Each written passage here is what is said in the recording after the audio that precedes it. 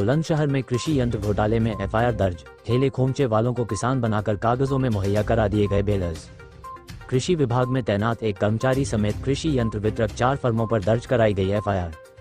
कंपनियों ने 209 बेलर्स की सप्लाई किसानों को दर्शाई, जबकि महज 59 किसानों के पास बेलर्स पहुंचे।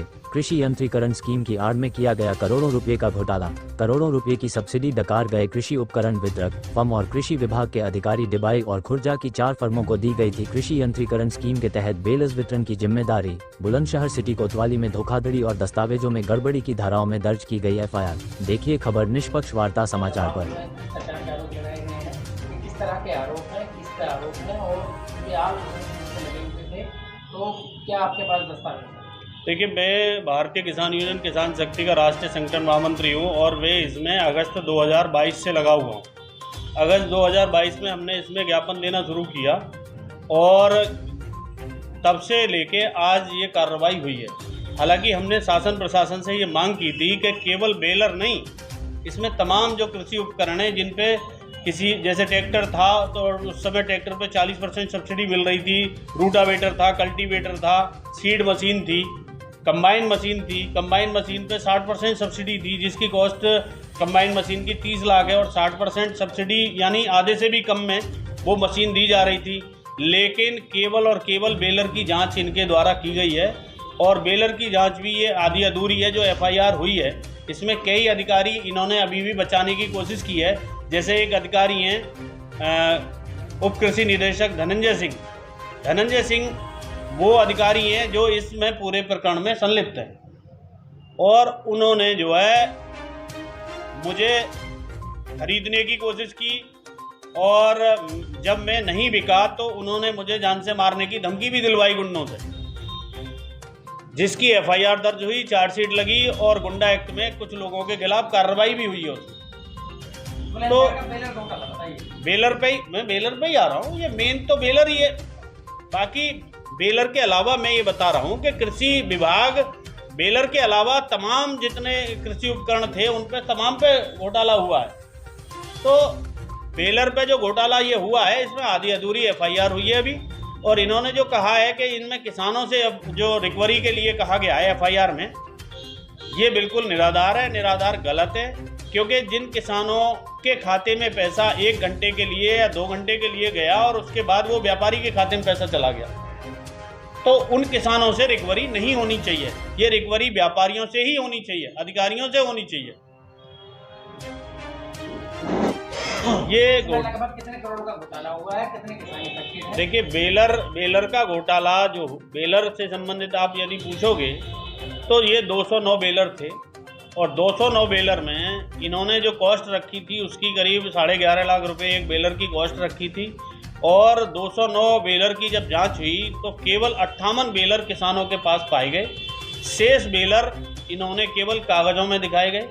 58 में भी मैं आपको बता रहा हूँ कि कई किसानों को व्यापारियों ने लालच दिया कि आपके यहाँ बेलर रात को खड़ा कर जा रहे हैं, सुबह टीम आएगी, आप ये बता देना कि ये बेलर हमने लिया है, जबकि उन किसानों ने वो बेलर नहीं लिए थे।